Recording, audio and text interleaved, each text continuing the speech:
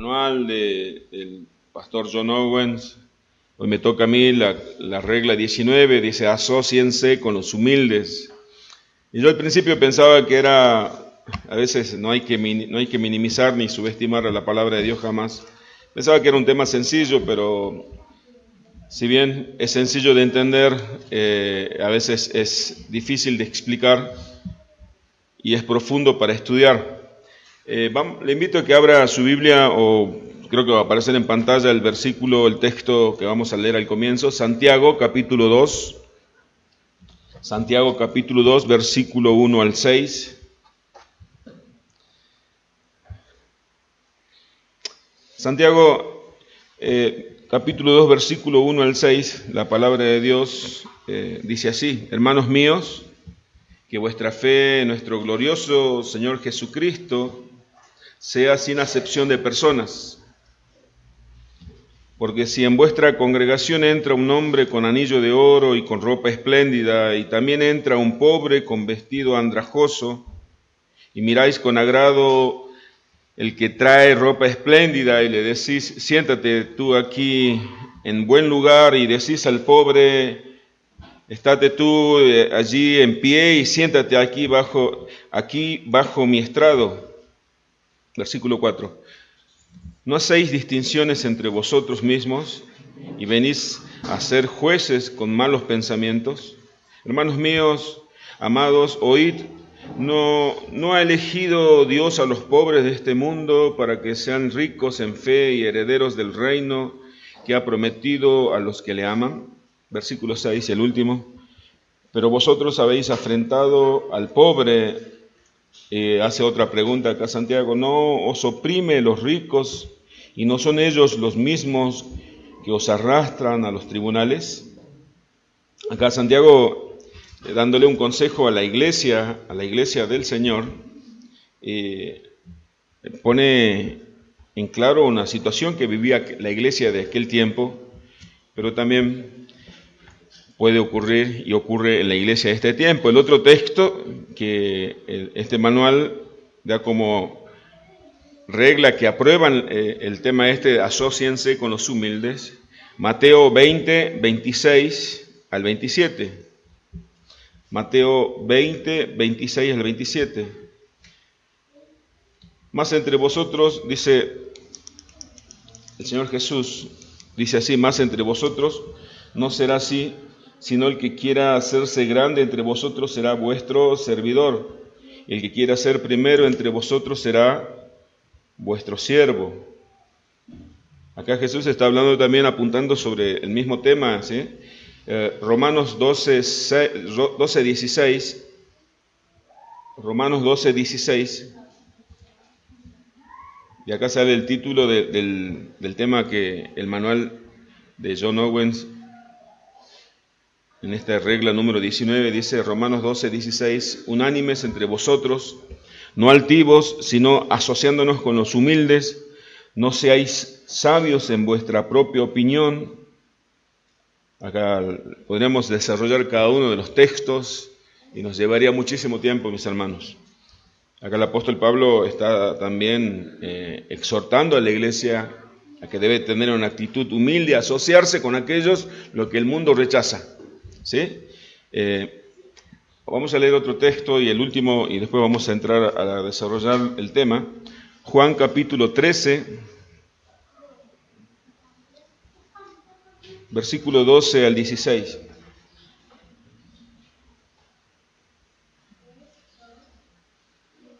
Juan capítulo 13, versículo 12 al 16, dice así: Así que después que les hubo lavado los pies, tomó su manto, volvió a la mesa y les dijo: ¿sabéis lo que os he hecho? Jesús parecía una pregunta obvia, luego de haber lavado los pies a los discípulos. ¿Ustedes saben lo que les dice? Versículo 13, vosotros me llamáis maestro y señor, y decís bien, porque lo soy. Pues si yo el maestro, el señor y el maestro, he lavado vuestros pies, vosotros también debéis lavar los pies los unos a los otros. Porque ejemplo os he dado para que como yo os he hecho, vosotros también hagáis. Ya con esto, hermanos, podríamos decir, la clase ha terminado.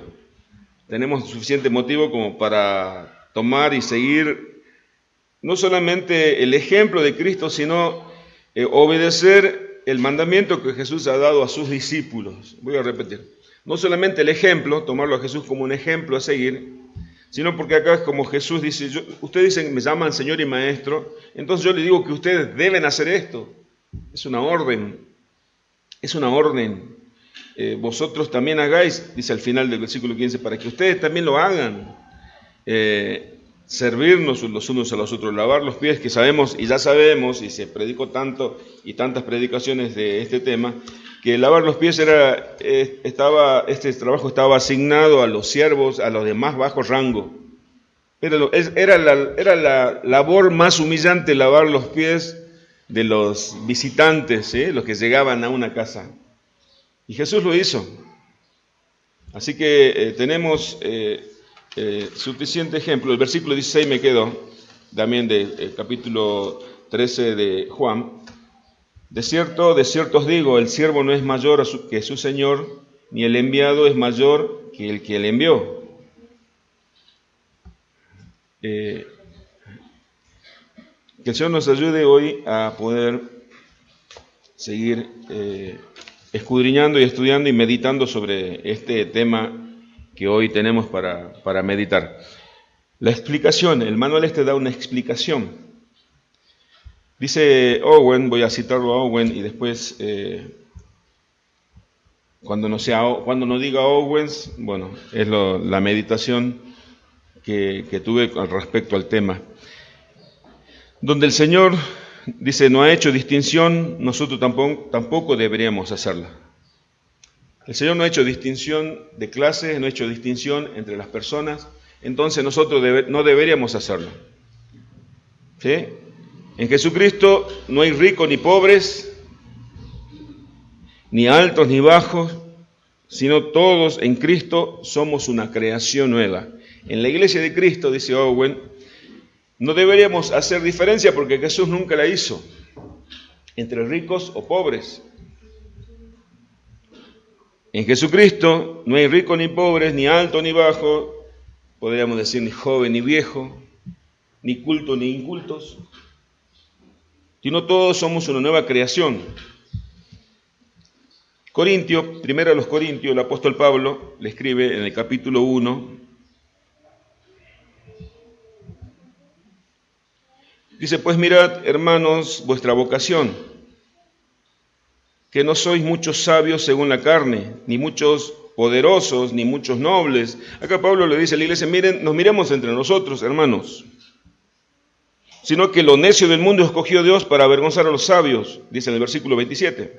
Y lo débil del mundo escogió Dios para avergonzar a lo fuerte. Y lo vil del mundo y lo menospreciado escogió Dios, y lo que no es para deshacer lo que es. Versículo 29. A fin de que nadie se jacte en su presencia. Esto lo sabemos.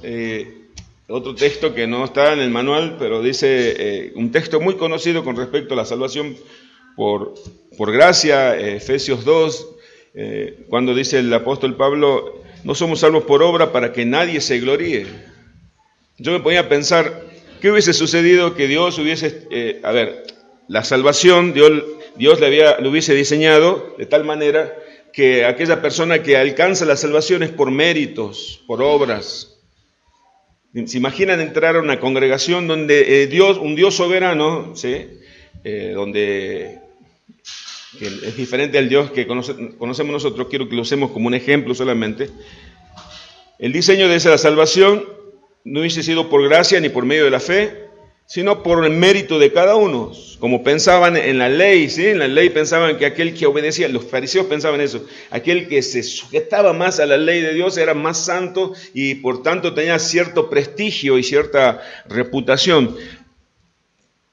Nosotros sabemos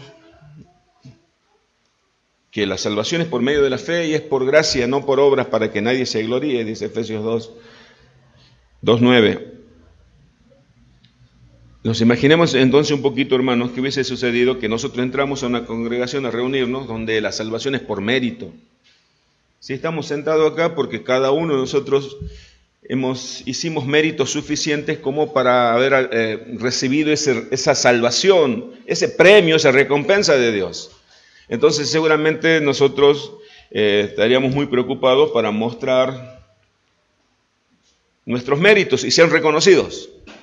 Pero dice la Escritura que no somos salvos por obras, sino por gracia. Y Dios dice para que nadie se gloríe, porque la gloria es de Él, Señor. Él es el Rey de gloria. Pero en nuestra naturaleza caída hay un deseo, un anhelo, en nuestra carne hay una necesidad de gloria, de reconocimiento. No, yo soy humilde pastor, no. No es que yo haya estudiado algún psicólogo, algún libro de psicología, sino lo que dice la Biblia. Todos tenemos que luchar contra esa carne, contra esa necesidad de ser reconocidos. Nos fijemos en la iglesia primitiva, cuando una iglesia llena del Espíritu Santo, tenían como maestros y líderes de esa iglesia a los mismos apóstoles que caminaron con Jesucristo. Cuando un tal Bernabé, cuenta el libro de los Hechos, que vendió una propiedad y entregó todo el importe de esa propiedad, le puso a los pies de los apóstoles para que los apóstoles la repartieran de acuerdo al criterio de ellos. Ananías y Zafira quisieron hacer lo mismo para ser reconocidos, pero a la hora de entregar todo dijeron, no, es mucho, vamos a quedarnos con tanto.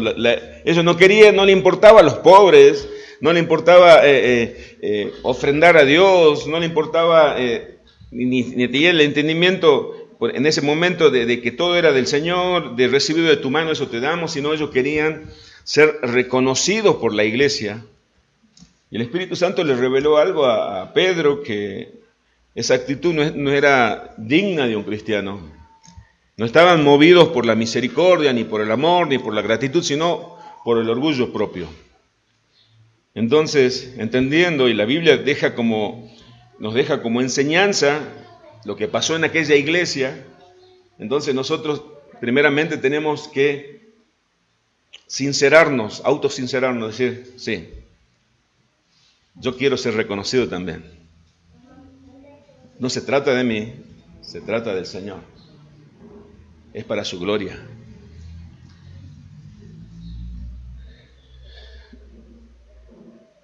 Los que mayormente fueron llamados por el Señor no son los ricos, decía Pablo, en 1 Corintios 1, 26 al 29. Ni los más sabios, ni los más grandes según la carne. El Evangelio de Cristo de ninguna manera se opone o elimina estas diferencias o distinciones entre las personas. No es que ahora digamos, no, todos somos pobres, no. Todos somos incultos, vamos a nivelar de una manera hipócrita. No está diciendo eso.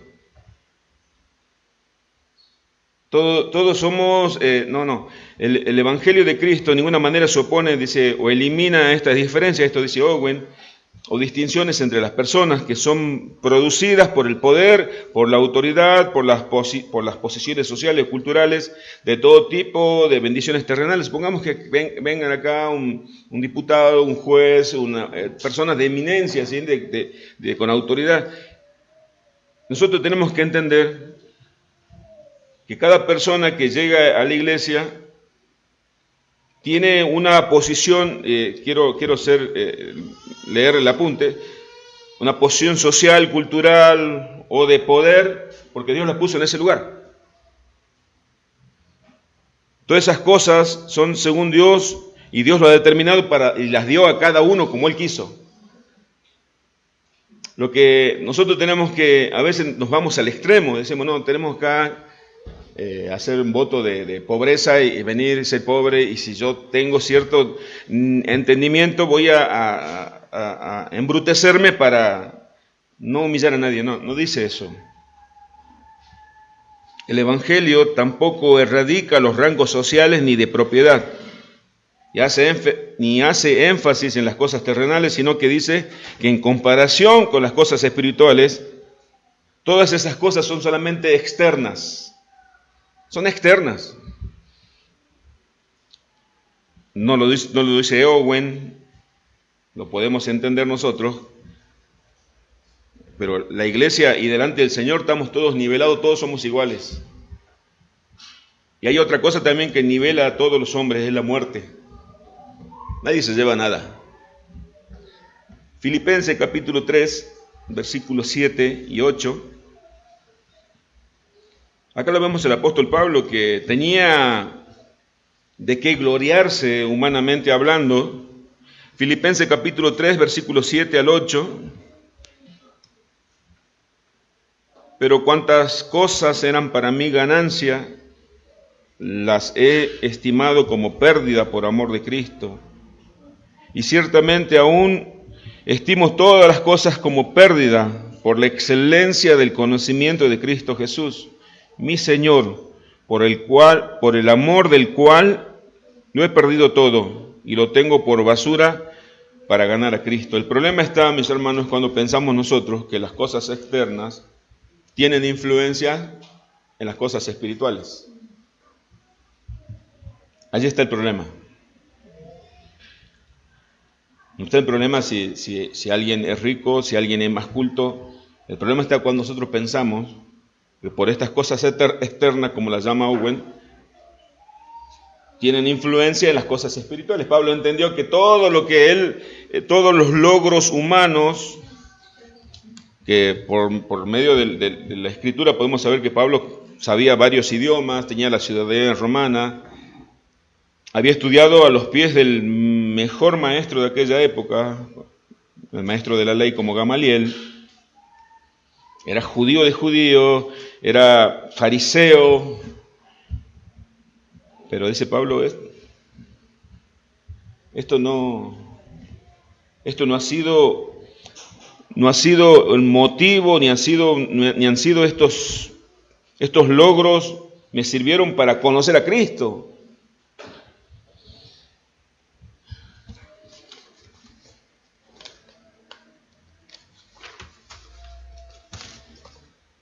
En la iglesia son considerados, dice Owen, todos como santos. En la iglesia está compuesta por santos, no por grandes o ricos.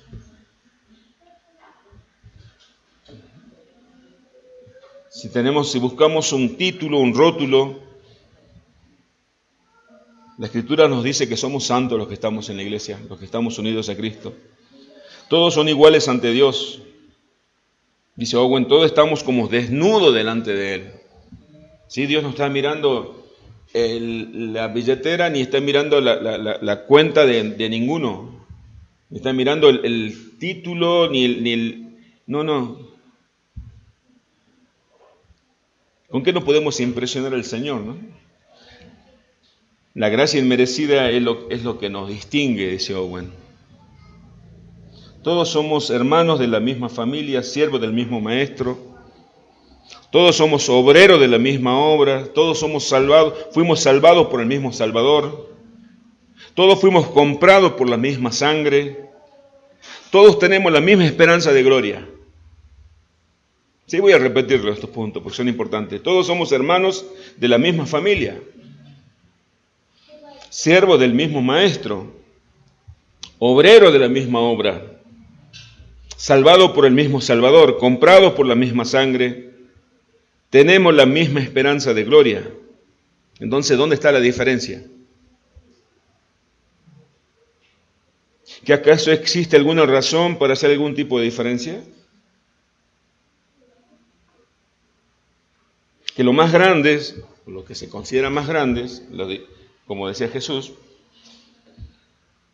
yo digo, ¿quién pueden ser los más grandes? Si todos somos iguales, acabamos de decir. Los que están en el liderazgo, los que tienen algún ministerio, los que tienen más conocimiento, los que son más maduros, los que tienen alguna responsabilidad, así como en una familia, los padres tienen más responsabilidad que los hijos. Entonces, ellos consideren esto, el realizar el servicio más humilde y necesario para los santos más humildes, como su más grande honor, dice. Y Jesús lo dice en Mateo 20, lo leímos recién, lo volvemos a leer, Mateo 20, 26 al 28. Cuando la madre de Jacobo y Juan, los hijos de Zebedeo, dice que fue la madre a intervenir ante el Señor. Señor, cuando estés en su reino, te quiero hacer un pedido muy especial, que uno de mis hijos esté a tu izquierda, el otro a tu derecha. Y Jesús le dijo, eso no es posible. Entonces Jesús luego de eso dice, más entre vosotros no será así, sino aquel que quiera hacerse grande entre vosotros será vuestro servidor. Y el que quiera ser el primero entre vosotros será vuestro siervo. Como el Hijo del Hombre no vino para ser servido, sino para servir y para dar su vida en rescate por muchos.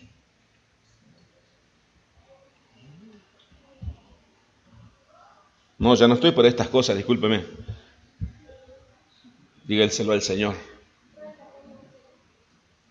Una comunidad cristiana, o sea, la iglesia local, la congregación, debería mostrar igualdad en asuntos espirituales. Esto dice Owen. No se trata del más rico ni el más pobre, sino el más humilde. No se trata del más rico ni el más pobre, sino del más humilde. Porque el humilde es aceptado por el Señor. Isaías 66:2.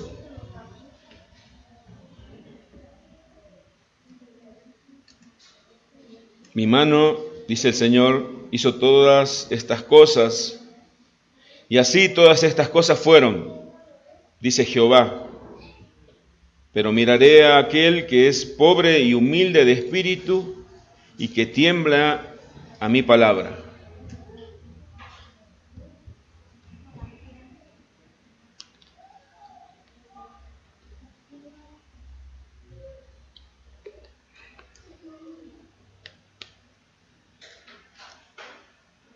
¿Por qué no dice que el Señor va a mirar y va a estar, miraré al que es, al más santo, como lo dice el Señor, ¿no? Creo yo, y siempre me pregunté y daba gracias por este versículo, siempre de que lo leí de hace muchos años, que no decía al más bueno, porque ahí quedaba fuera yo, decía. Pero tampoco es que me crea humilde, porque ya no sería humilde si uno se cree humilde, ¿no? Ni por qué no dice al más santo, porque a veces los fariseos, ellos se jactaban de ser santos. Y una santidad alejada de Cristo se convierte en una gran arrogancia y soberbia. Nosotros somos santos no por nosotros, sino por Cristo, por gracia. Y si nosotros perseveramos en este camino de la santidad progresiva, es por el Señor también. Entonces, ¿de qué nos podemos jactar? Pero los fariseos creían todo lo opuesto. ¿Pero qué significa ser humildes? Estuvimos hablando de hace casi media hora de humildad, pero ¿qué significa ser humilde? Puede haber muchas definiciones, pero la etimología de la palabra, cómo está compuesta la palabra, y esto lo puedo buscar en cualquier diccionario, ¿no? La palabra humildad viene del latín humilitas, y esta se deriva, tienen sufijo, el itas al final, indica una cualidad de ser. Itas es una cualidad de ser. De la palabra humus, la palabra que está al comienzo es humus. Humus, que significa tierra. La palabra humildad está relacionada con la acepción de nuestras propias limitaciones. O sea, aquel que es humilde está recordando de que fue hecho del polvo de la tierra. Adán perdió la humildad, porque Adán se olvidó de que él era del polvo de la tierra y quiso ser igual a Dios. Cuando nosotros nos alejamos de esa actitud de humildad, nos olvidamos que somos solamente polvo, que nos vamos a morir y nuestro cuerpo se va a convertir en polvo. Pero el cristiano tiene la esperanza de gloria, ahí hay una diferencia. Pero el cristiano es humilde. Como cristianos comenzamos a alejarnos de la actitud de humildad cuando dejamos de mirar al máximo ejemplo de una persona humilde. Y el máximo ejemplo de la persona sin pecado y humilde no es Adán, porque Adán estuvo un tiempo sin pecado, pero no fue humilde, porque Satanás le inculcó, lo incitó a querer ser igual a Dios y comía de ese fruto. El máximo ejemplo es nuestro Señor Jesucristo. Pero no solamente porque Él se presentó, como dice, no lo vamos a leer el texto, Mateo 11, 28, en adelante dice, vengan a mí los que estén cansados y trabajados, yo les haré descansar, aprended de mí que soy manso y humilde. Él lo dijo ahí, yo soy manso y humilde, pero Filipenses, el apóstol Pablo, Filipenses 2, versículo 3, ahí Pablo muestra la humillación de Cristo, que la humillación de Cristo no solamente fue cuando el Cristo fue arrestado, azotado, cuando le mesaron la barba, le tiraron la barba para arrancarle los vellos de la barba, ni cuando lo abofetearon, ni cuando lo escupieron. La humillación de Cristo comenzó cuando Él vino a este mundo. Filipenses 2, 3 al 8. Nada hagáis por contienda, dice Pablo. Fíjese cómo Pablo tiene que guiar por medio de la Escritura, de la revelación del Espíritu Santo, a la iglesia de los filipenses cuando había peleas o diferencia entre las hermanas. Lo tiene que llevar a la actitud de Cristo. Versículo 3 del capítulo 2 de Filipenses. Nada hagáis por contienda o por vanagloria, antes bien con humildad. Esto ya no está en el manual de Owen. Estimando cada uno de los demás como superiores a él mismo. Está en el manual de vida, está en la Biblia.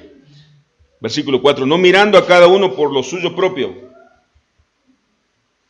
Hermano, esto es para nosotros, ¿no? No es una fantasía, esto es para que nosotros no hagáis nada por contienda. Cada vez que vamos a hacer algo, no es para contender contra el otro, ni por vanagloria, no es para que me vean a mí. Antes bien con humildad, estimando a cada uno de los demás como superiores a él mismo. No mirando a cada uno por lo suyo propio, sino cada cual también por los de los otros. Haya pues en vosotros ese sentir que hubo también en Cristo Jesús. Y acá viene el ejemplo, la humillación de Cristo, el cual siendo en forma de Dios, no estimó ser igual a Dios como cosa que aferrarse, sino que se despojó a sí mismo tomando forma de siervo hecho semejante a los hombres. Y no terminó ahí la humillación, sino estando en la condición de hombre, se humilló a sí mismo, haciéndose obediente hasta la muerte y la muerte de cruz.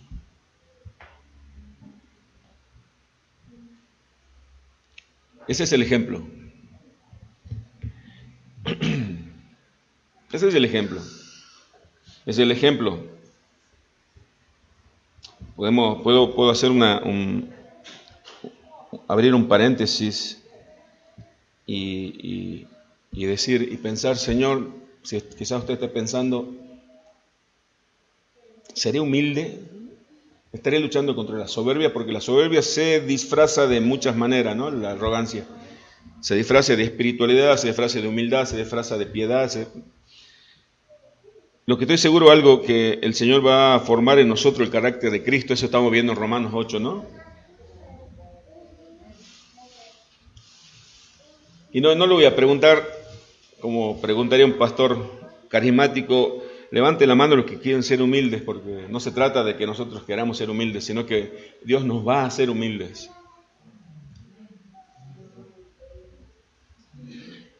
Y para hacernos humildes, Él nos va a llevar por humillaciones. Humillaciones. ¿Por qué será que me tratan así?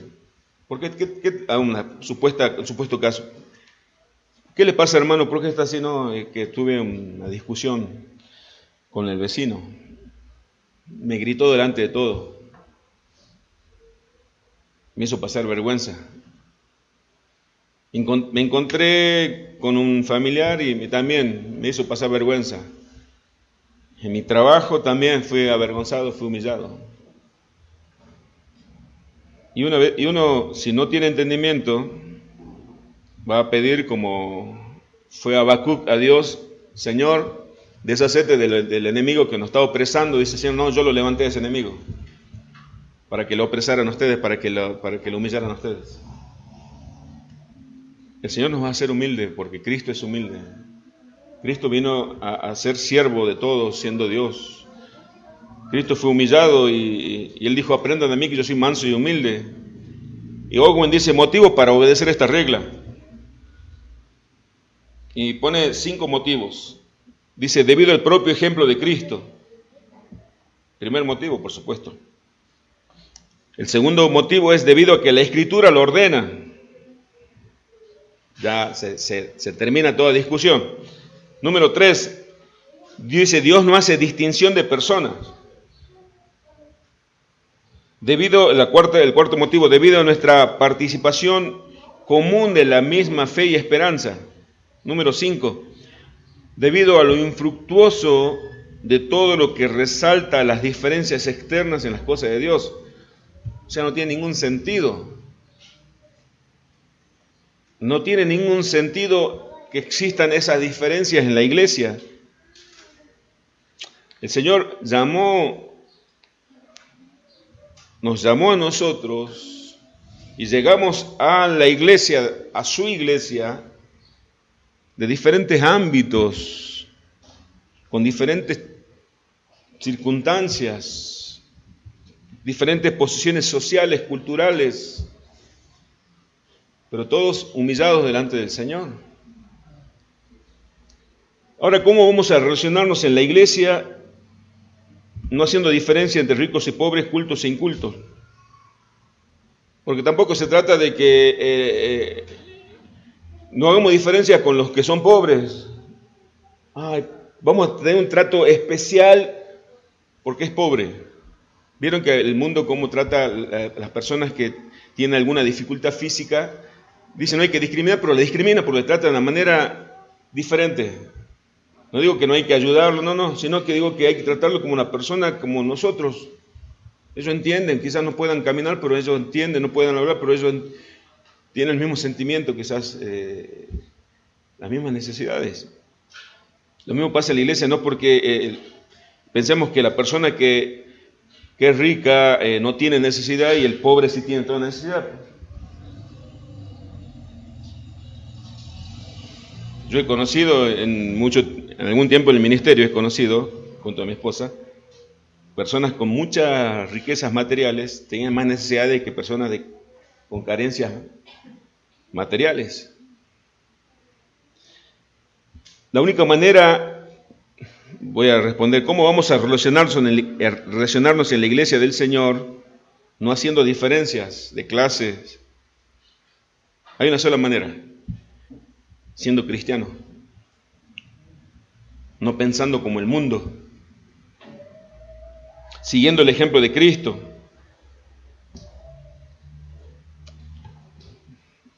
Sí, pastor, obviamente si estamos en una iglesia porque somos cristianos.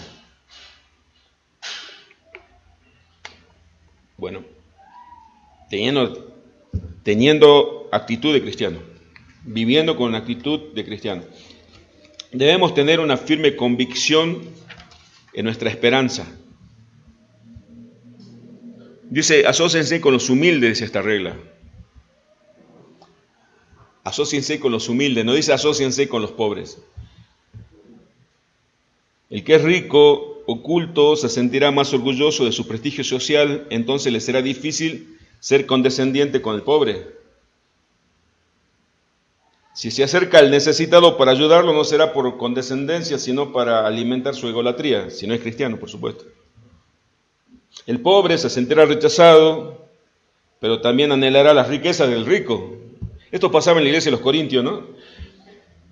Anhelará las riquezas de los ricos y su corazón se llenará de envidia y descontento y buscará el favor del rico también. Tendrá como un doble sentido, un conflicto de sentimientos. Lo odiará, lo rechazará el rico, pero a su vez buscará el favor del rico. Eso ocurre en el mundo. La iglesia es la familia de Dios, donde ricos y pobres, cultos e incultos, somos todos iguales delante del Señor. Porque lo que hizo el Evangelio es mostrarnos a nosotros, ahí sí nos niveló el Evangelio, que todos estábamos condenados, ricos y pobres, cultos e incultos. Pero ¿por qué debemos tener una firme convicción de nuestra esperanza gloriosa? ¿Por qué? ¿Dónde va a ayudar esta firmeza de la convicción, una firme esperanza de gloria? O sea, ¿qué es la esperanza de gloria? estuvimos nosotros viendo en Romanos 8 que nosotros tenemos una gloriosa esperanza, es que Cristo va a venir un día a buscarnos. Que la creación gime, decía el apóstol Pablo en Romanos, personificando a la creación, a la naturaleza, para que los hijos de Dios sean manifestados, o sea, para que nosotros, cuando venga Cristo, nos seamos transformados, nuestros cuerpos sean glorificados como el de Cristo. Entonces dice Pablo, la creación está expectante. Dice, la creación dice, cuando ustedes, los hijos de Dios sean transformados a la gloria de Cristo, nosotros también, dice la creación. Dice los árboles, Pablo personifica la creación, ¿no? Está diciendo que no solamente la glorificación se va a hacer solamente en nosotros, sino en toda la creación, en toda la tierra. Entonces, una firme esperanza, le aclaro por la duda, se olvidó lo que dice Romanos 8. Muy bien. ¿Sí? ¿Saben lo que es la esperanza de gloria, no? Bien, gracias hermana. Entonces, ¿qué sucede si no tenemos esa esperanza de gloria? Nuestra mirada va a estar muy en este mundo. Va a decir, ¿por qué Dios me hizo pobre? Ay, ¿por qué será que Dios no me dio la posibilidad de tener algún título? Un verdadero cristiano entiende que todo lo que tiene es porque Dios le ha dado. ¿Sí? Así como hay personas que son altas, miden 1,90 m, hay otros que miden menos de 1,5 m, hay personas que son más gordas, otras más flacas, rubios, morenos, negros. ¿Sí? Supongamos que yo mido 1,90 m, pesara, soñemos, 80 kilos, rubio, ojos verdes, y yo diría, me sentiría orgulloso de nadie como yo. Y dice la Biblia, ¿de qué te glorías si todo lo recibiste? Eso dice Pablo a los Corintios. ¿De qué te glorías si lo recibiste? ¿Qué hiciste para eso? Nada. Sino que tenemos que aceptar lo que Dios nos ha dado y mantenernos contentos por lo que Dios nos ha dado. No estoy hablando de conformismo, mis hermanos, no estoy hablando de eso. Pero tenemos una esperanza de gloria, esa es la esperanza común que tenemos todos. Un ejemplo ilustrativo. ¿Sí? Una joven pareja de recién casados sueña con tener una casa en una importante ciudad. Esto lo tomé de un libro. ¿Sí? Dice, una joven pareja recién casados sueña con tener una casa en la ciudad, tener hijos, que sus hijos se críen en esa gran ciudad donde ellos viven.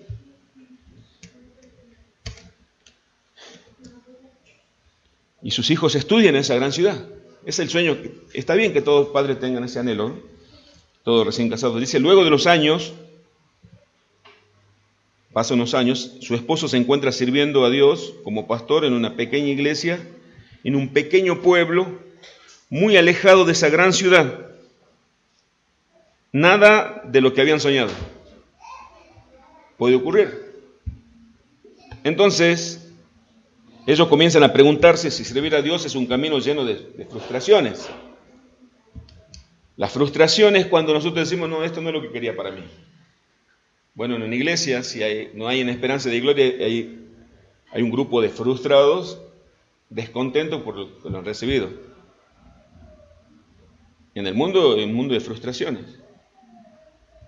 Por ahí la persona rica, que está sola, codicia la familia que tiene el empleado. El empleado codicia la riqueza que tiene su jefe. El vecino codicia el auto que tiene el otro. Son frustraciones y descontentos. Pero en la iglesia no tiene que pasar eso. Todos tenemos una misma esperanza de gloria. Y estos jóvenes, ya no tan jóvenes ahora, el esposo del ejemplo, ¿no? Es pastor en un pueblito alejado de la ciudad, una pequeña iglesia. Y ellos se preguntan, ¿valdrá la pena servir a Dios? La Biblia nos dice que toda la gloria de este mundo es temporal. Primera de Pedro 1:24 al 25. Porque toda carne es como hierba, y toda gloria del hombre como flor de la hierba. La hierba se seca y la flor se cae, mas la palabra del Señor permanece para siempre. Y esta es la palabra que por el Evangelio os ha sido anunciada. Acá Pedro está diciendo, mis hermanos, la iglesia está sufriendo aflicción, pero esto no es la iglesia no va a permanecer en aflicción. La aflicción no es eterna. La gloria del hombre es como la flor de la hierba. ¿Qué es la gloria del hombre? ¡Wow! He conseguido lo que tanto anhelaba. Dice, es como hierba. En la línea de tiempo de la eternidad es como hierba, se seca. Es de poca duración.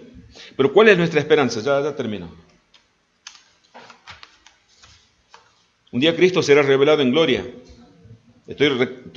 Diría a Piper, estoy limpiándole el parabrisas a los cristianos que van por este camino a la gloria. Un día Cristo será revelado en gloria y todos lo veremos. Un día todos seremos millonarios. No dice eso. Ahí le gustó, ¿no? Un día Dios creará de nuevo este mundo caído, corrompido por el pecado. Dios lo hará nuevo. Un día Dios transformará este mundo en un mundo de justicia, paz y gozo. No pasaremos la eternidad allá arriba, si nos morimos, si estamos en el cielo, no vamos a pasar, sino que Cristo vendrá del cielo para renovar la tierra. Nuestros cuerpos serán resucitados físicamente, así como el cuerpo de Cristo. Habitaremos una tierra nueva, un cielo nuevo. Un día viviremos con nuestros cuerpos glorificados según la gloria de Cristo y reinaremos con Él. Filipenses 3, 20 y 21 dice, mas nuestra ciudadanía está en los cielos, de donde también esperamos al Salvador, al Señor Jesucristo, el cual transformará el cuerpo de la humillación nuestra, para que seamos al cuerpo de la gloria suya, por el poder con el cual puede también sujetar a sí mismo todas las cosas. Si esta promesa de gloria no fuese cierta, supongamos también que todo lo que estoy diciendo yo lo busqué, son frases que busqué como para animar a una congregación desanimada. Si esta promesa de gloria no fuera cierta, entonces nada tendría sentido. Nada. En vez de despertarse usted a las 7 de la mañana o 6 de la mañana para venir a la iglesia, se hubiese quedado a dormir a su casa. Total, para venir a escuchar fantasías, ¿para qué? Pero usted se levantó, se despertó porque el Espíritu Santo le ha convencido de que lo que dice la Escritura es real. No busquemos nuestra gloria en este mundo, porque eso hacen los incrédulos, buscan la gloria en este mundo, buscan ser reconocidos en este mundo, buscan sentirse más poderosos en este mundo, buscan la gloria del mundo, dice Pedro, que es como la flor de la hierba, o sea, de poca duración. Porque si buscamos nosotros como cristianos la gloria en este mundo, como los incrédulos, entonces vamos a tratar a los hermanos como trata el mundo, según la conveniencia de cada uno. Me voy a juntar con aquel hermano que puedo conseguir algo de él. No tengo tiempo para usted, hermano, porque ¿usted qué tiene? No. Así es el mundo. El mundo tiene tarjetitas de presentación. Y ahí tiene su título. Entonces uno va guardando las tarjetas de los conocidos, de algunos vínculos que pueden algún día, uno puede solucionar algún problema. Y las tarjetitas que dice solamente el nombre, las tira. Bueno, así hacía yo antes, no me puede ayudar nunca, las tiraba. Pero acá dice, mira, esta sí me va a servir algún día. El mundo se mueve así. Eso no tiene que pasar en la iglesia. Supongamos que no fuera cierta las promesas, vivamos, entonces diría Pablo, vivamos para los placeres de la carne, acumulemos posesiones. 1 Corintios 15, 16 al 20. Antes de leer el texto, vivamos para los placeres de la carne, acumulemos posesiones. Eso piensa el mundo. Busquemos el reconocimiento de los demás, seamos promiscuos, total. Forniquemos, adulteremos, démonos todos los gustos que podamos, comamos, bebamos, porque después de esta vida, hermanos, se termina todo. porque estamos buscando la gloria de este mundo. Primera a los Corintios 15, 16 al 20, falsos maestros querían permear a la iglesia de los Corintios, diciendo, no, si Cristo resucitó y nosotros no vamos a resucitar. Entonces Pablo dice a los Corintios, porque si los muertos no resucitan, tampoco Cristo resucitó. Porque estamos unidos a Cristo. Mire que no se puede desasociar una cosa de la otra, ¿no? No se puede desasociar al creyente de Cristo, porque estamos unidos a Cristo. Porque si los muertos no resucitan, tampoco Cristo resucitó. Y si Cristo no resucitó, vuestra fe es vana. Aún estáis en vuestros pecados. Entonces también los que durmieron en Cristo perecieron. Los que murieron en Cristo, podríamos leer. Si en esta vida solamente esperamos en Cristo, somos los más dignos de conmiseración de todos los hombres. Mas ahora, dice Pablo, mas ahora Cristo ha resucitado de los muertos, primicias de los que durmieron es hecho. Quiere decir, nosotros vamos a seguir sus pasos. Cristo resucitó, la esperanza es que, como yo estoy unido a Cristo, yo también voy a resucitar. Primero de Corintios 15, 32. Si como hombre batallé en Éfeso contra... A ver, ahí... ¿Quién lo podría leer? Acá justo tengo la impresión y se me corrió la tinta. Como hombre batallé en Éfeso contra fieras. ¿Quién me aprovecha? Si los muertos no resucitan, comamos y bebamos, porque mañana moriremos. Gracias, pastor. Si como hombre batallé en Éfeso contra fieras... ¿Quién me aprovecha? Pablo dice, todo lo que hice por causa del Evangelio, las privaciones que padecí, si los muertos no resucitan, quiere decir que todo se termina, comamos y bebamos porque mañana moriremos. Si nosotros buscamos, hacemos diferencias entre los hermanos en la iglesia, es porque todavía no tenemos el entendimiento de que toda la gloria del hombre es efímera, es de corta duración. Si no tenemos seguridad en eso, también podemos caer en el error de avergonzarnos de lo que el Señor nos ha dado, si tenemos posesiones materiales, de avergonzarnos si el Señor permitió que podamos estudiar y tengan algún título,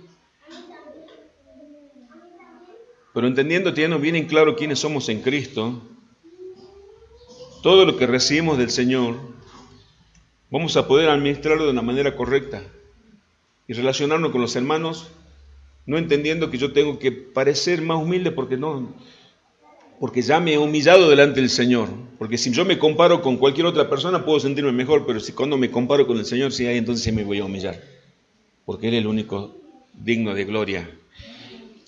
Final, una actitud de humildad es producto de la fe. Una actitud de humildad es producto de la fe, así como la conversión, el seguir a Cristo y la confianza de la gloria venidera. Si no tenemos fe, puede ser que nunca fuimos convertidos. Si no fuimos convertidos, entonces tampoco no tenemos el ejemplo de Cristo. Y si no tenemos fe, al no ser convertidos, tampoco tenemos una esperanza de gloria. Cuando estemos delante del Señor, no será importante nuestro currículum,